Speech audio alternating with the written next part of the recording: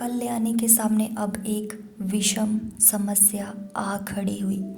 पति के देहांत के बाद उसे अपनी दुर्वस्था का ये पहला और बहुत ही कड़वा अनुभव था। दरिद्र विधवा के लिए इससे बड़ी और क्या विपत्ति हो सकती है कि जवान बेटी सिर पर सवार हो, लड़के नंगे पांव पढ़ने जा सकते हैं, चौका बर्तन भी अपने हाथ से किया जा सकता है, रूखा सूखा खाकर निर्वाह किया जा सकता है, झोंपड़े में दिन काटे जा सकते हैं, लेकिन युवती कन्या घर में नहीं बैठाई जा सकती।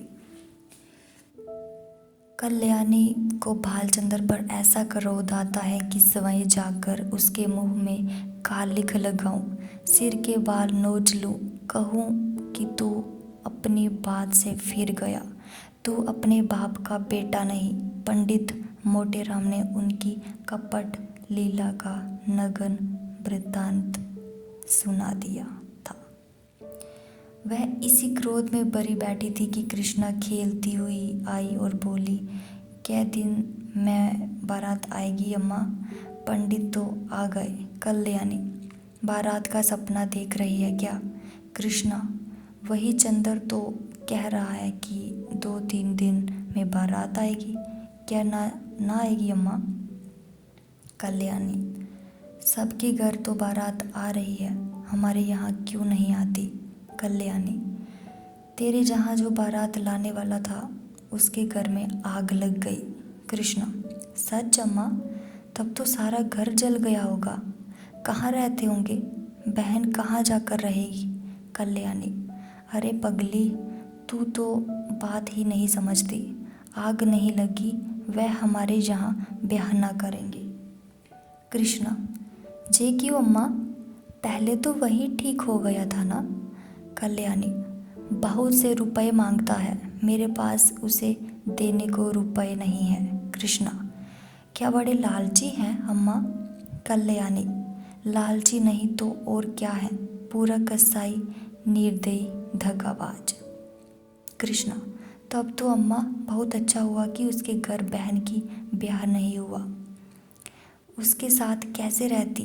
ये तो खुश होने की बात है अम्मा, तुम रंज क्यों करती हो? कल्याणी ने पुत्री को स्नेहमयी दृष्टि से देखा।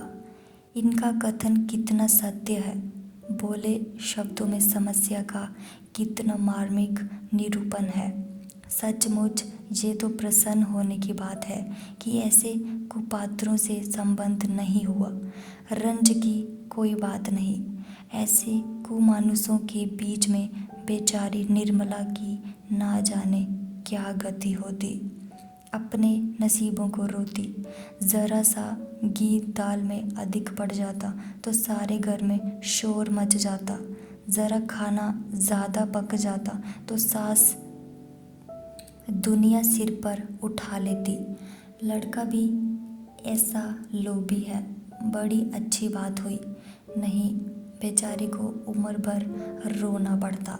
कल्याणी जहाँ से उठी तो उसका हृदय हल्का हो गया था, लेकिन विवाह तो करना ही था, और हो सके तो इसी साल, नहीं तो दूसरे साल फिर नए सिरे से तैयारियां करनी पड़ेंगी। अब अच्छे घर की ज़रूरत ना थी, अच्छे वर की ज़रूरत ना थी। अभागिनी को अच्छा घर वर कहाँ मिलता? अब तो किसी भांति सिर का बोझा उतारना था, किसी भांति लड़की को पार लगाना था, उसे कुएं में झोंकना था। जे रूपवती है, गुणशीला है, चतुर है, कुलीन है तो हुआ करे, दहेज नहीं तो उसके सारे गुण दोष हैं, दहेज हो तो सारे दोष गुण हैं। प्राणी का कोई मूल्य नहीं, केवल दहेज का मूल्य है। कितना विषम भाग्य लीला है। कल्याणी का दोष कुछ कम न था, अबला और विधवा होना ही उसे दोषों से मुक्त नहीं कर सकता। उसे अपने लड़के अपनी लड़कियों से कहीं ज़्यादा प्यारे थे। लड़के हल के बैल हैं, भूसे खली पर पहला हक उनका है, उनकी खाने से जो बचे वह गांव को मकान था। कुछ नकद था। कई हजार के गहने थे, लेकिन उसे अभी 2 लड़कों का पालन पोषण करना था। उन्हें पढ़ाना लिखाना था। एक कन्या और भी 4-5 साल में विवाह करने योग्य हो जाएगी, इसलिए वह कोई बड़ी रकम दहेज में ना दे सकती थी। आखिर लड़कों को भी तो कुछ चाहिए। वे क्या समझेंगे कि हमारा भी कोई बाप था। पंडित मोटेराम को लखनऊ से लौटे 15 दिन बीत चुके थे। लौटने के बाद दूसरे ही दिन से बर की खोज में निकले थे। उन्होंने प्रण किया था कि मैं लखनऊ वालों को दिखा दूंगा कि संसार में तुम ही अकेले नहीं हो, तुम्हारे ऐसे और भी कितने पड़े हुए हैं।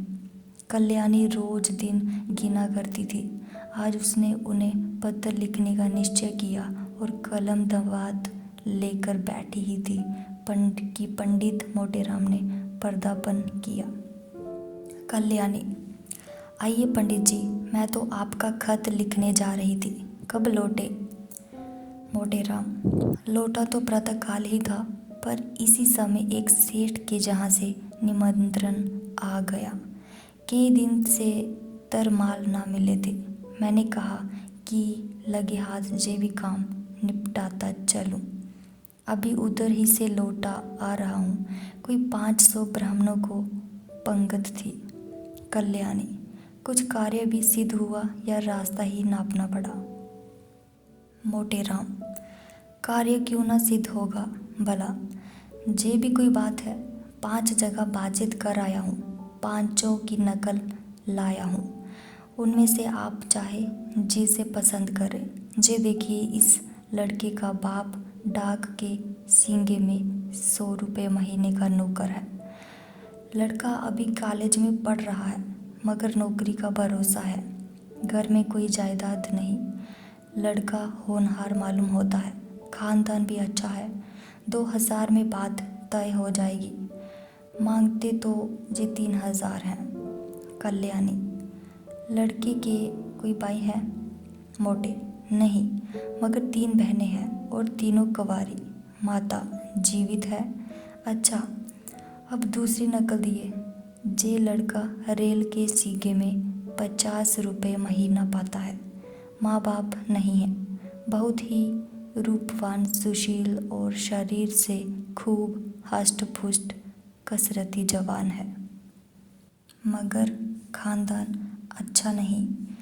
कोई कहता है माँ नाइन थी, कोई कहता है ठकुराइन थी। बाप किसी रियासत में मुख्तार थे। घर पर थोड़ी सी जमींदारी है, मगर उस पर कोई 1000 का कर्ज है। वहाँ कुछ लेना देना ना पड़ेगा। उम्र कोई 20 साल होगी।